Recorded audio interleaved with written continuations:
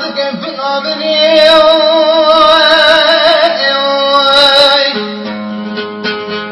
دعوت الشيخ شيرة وصية صادق تبجك أخلق خلاق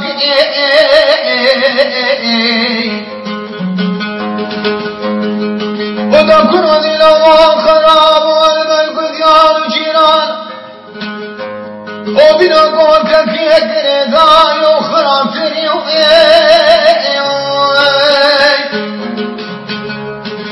ولبرزل محوريا جلتك موسيا واوك وقال سردارك سيبا خلافي جداي قباب وخشكو براكي مشيري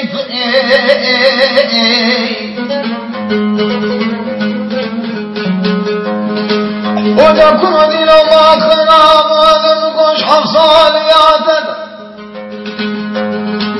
بقي ما خيقان شاب دوبت بخامة وخطان كيني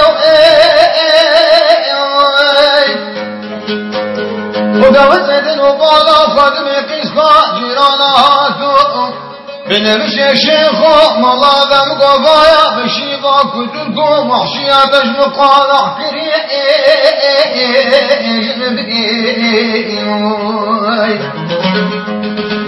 والله كل أخرابي خلكي لسردني منو كنا مدينة بدبراكي غنقيني منو دمكو إيواني منو بواعي وقافي كري كامرني والسرقا خرابي خناكي دحتاكي ذكبئي وأخرابو الأخرابو يلا المال فمال بحسابهم قشمش مالي دنيا تجار وهرنابهم دخل يعطل قطن وديرو مسكن ثابالا بابي ابن خفاني كنت مدانا شامونا بسرابهم يا والحطار وجك شعمريتهم بطاخم سنگو برانا بلادم گو بگردن لاسفی تجارا شانا بخرابو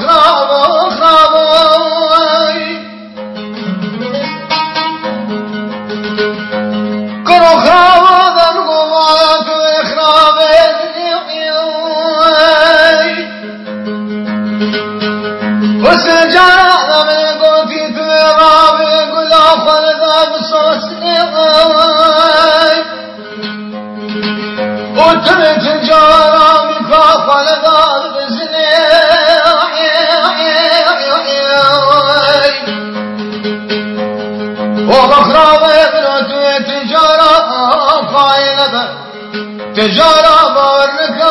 عاشبختشتي والله كل أخرابي خفيف لسردني من رفع خاتوني نابلا دمقو مخوريا جيتي دمقو بايق وعقلي كافي مرني خرابو مال فرو مال بحسابو شمشي مالي دنيا تجار نابو وخلياط رمالا فاضي من أوشابو لنا سرابو يا والحطر وجك شحمليته يتم كارت وشبيت نمقو تجار شانابو خرابو